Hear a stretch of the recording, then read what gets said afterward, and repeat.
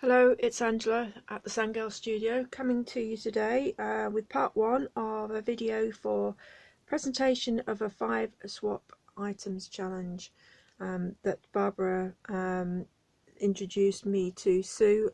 So a big thank you to Barbara at 49 Dragonflies for introducing us, and thanks to Sue for asking me to do this video. So if you're stuck for inspiration and you're watching my channel, head over to these two ladies and I'm sure you won't be stuck for inspiration in the future. So we'll get started. So what I start with is an envelope, and I use a C5 envelope. The sizes are on there. This is obviously white. I do use the brown ones. This is an ideal size for postage within the UK, because with your 5 swap items you can keep the postage under £1, so that's quite good.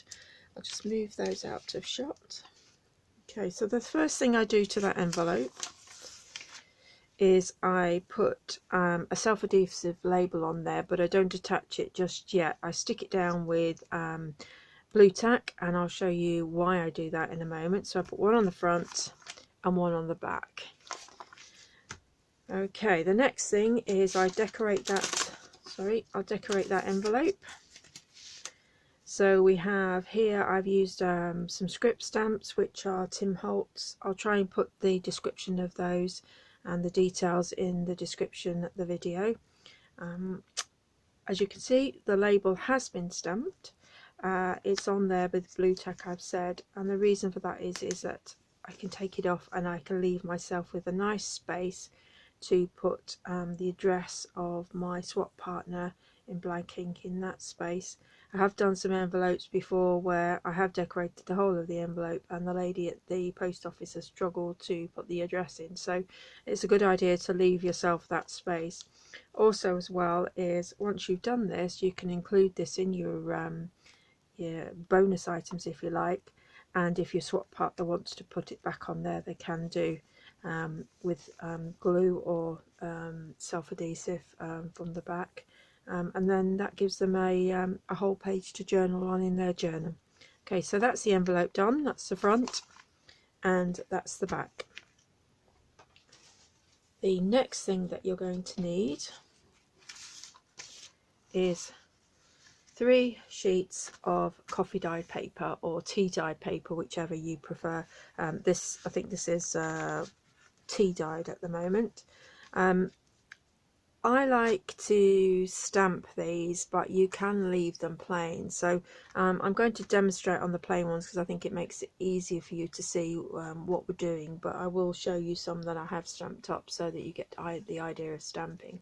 If you want to stamp the front and the back, that's entirely up to you. I use my Tim Holtz stamp table, which is like that. I'm very fortunate to have one of these. If you don't have one of these, you can make one yourself, and that's quite easy to do, and I've worked with this for quite some time. I'll show you what that is. This is actually a glass like placemat, or goes on a surface to protect a table. I think I got these from IKEA and they weren't very expensive. I put a piece of paper on there first. I'll just pull this one so you can see, and I put some masking tape around the area so I know where I've got to put my paper every time. And then I currently have on there 2 creative stamps. I think one's called Music and the other one is called Adventure or something like that. I don't know whether those are still available. Again, I'll try and put the description of those into the box below. So you can make your own, and all I do is ink it up, put my paper on like that, move the sleeves out the way, and then I just smooth across like that, and you get a pretty good ink from that. If you want to do something and you've got quite a stamp that absorbs the ink, put another sheet of paper on and then just rub very gently. but be careful you don't move your paper. You can put some masking tape over the corners so your paper doesn't move, but that's the way I've been doing it, because then it stamps the whole of the paper and you get some really nice images. You can use individual stamps on here and just arrange them. So I'm quite fortunate that I've got these, which are roughly about A5 size, but say if you've got smaller stamps, you can just put them over that area and stamp all in one go. So once you have chosen whether you're stamping the coffee dye paper, tea dye paper, or whether you're leaving it blank, the next thing you need to do is fold it in half.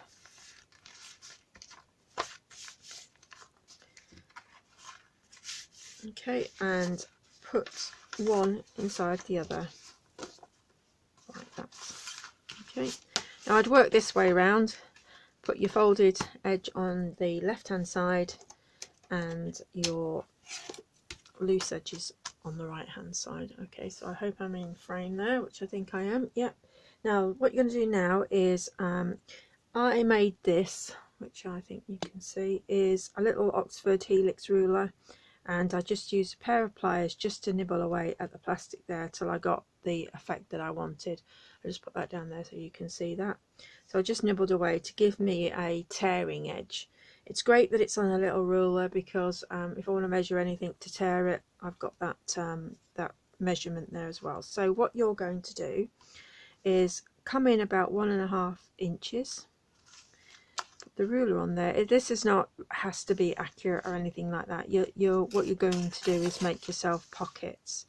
So you put your ruler on there, and you can, of course, you can save your paper. Next one, you're going to come in about 2. Now if you've torn it too close, you can come in a little bit more. Say it's not got to be that accurate. This is actually card here, so it's a little bit harder to tear. Okay, and then the third one, you're coming in again about 3.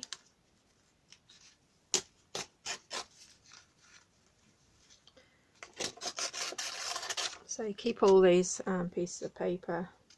Then you're coming in on your fourth one, about 4.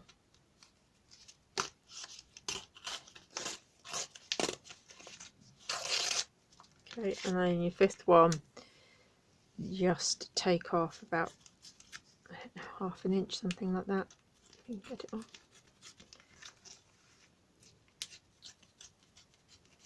Okay, and then I like to remove this back one here, so because it's a straight edge, so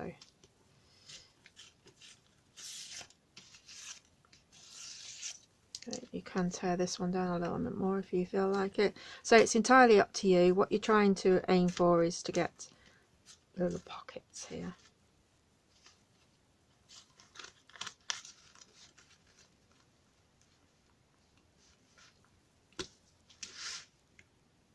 Does not want to tear that bit. Okay, so once you've done that, and if you've stamped it, of course it will look like this. If you've left it plain, it will look like that. Okay, so you'll have 1 pocket, 2 pockets, 3 pockets, 4 pockets, 5 pockets. Okay, and the reason for doing that is when you put your swap items in there, they're easily identified by your partner that those are the 5 items that you're challenging them to use. I've done it previously, and I've put the 5 items in, and I've added some other items. I've put some bonus items, and it's not been really clear to my swap partner what are my 5 items. So this way, this tells them that these are their 5 items. Now to finish this off, you can do several things. You can glue all this down, so you glue your pockets, and you can just glue the edge, or you can glue there, or you can sew it if you've got a sewing machine, just along this edge here, just along this edge here. You can ink the edges, so if you've got any of your inks can ink the edges, you can define the edge. I like the look of the black, so you can just put a little bit of ink on your edges.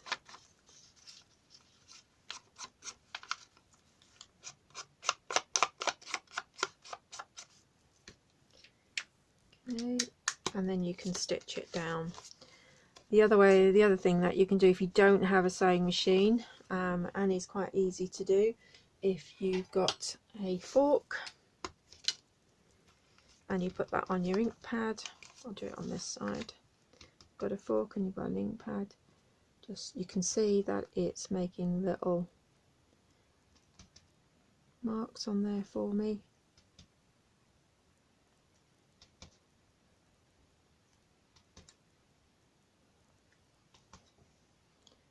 Obviously if you want to do it in a straight line, you can draw a line which you can follow. Okay, then you can take a needle and you can pierce it through those spaces, and then you can sew through, and then you can come back and sew through yourself. So that's all we're going to do for today. So we are going to pick up part 2, how we move on to the next section, which will be selecting your items, putting them into there and putting them in the envelope. So I look forward to seeing you in part 2, which should be in a couple of days time, but if you would like to subscribe to the channel, you'll get notifications when the next video. So hit the subscribe button, and when I get to 5 subscribers, there will be a lovely little bonus pack to go out to the person I pick out of the hat once I get to the 5th subscriber. So love doing the videos for you. Comments below if you'd like to put any comments below, and I will reply. So take care of yourselves, everybody, and I'll see you in part 2.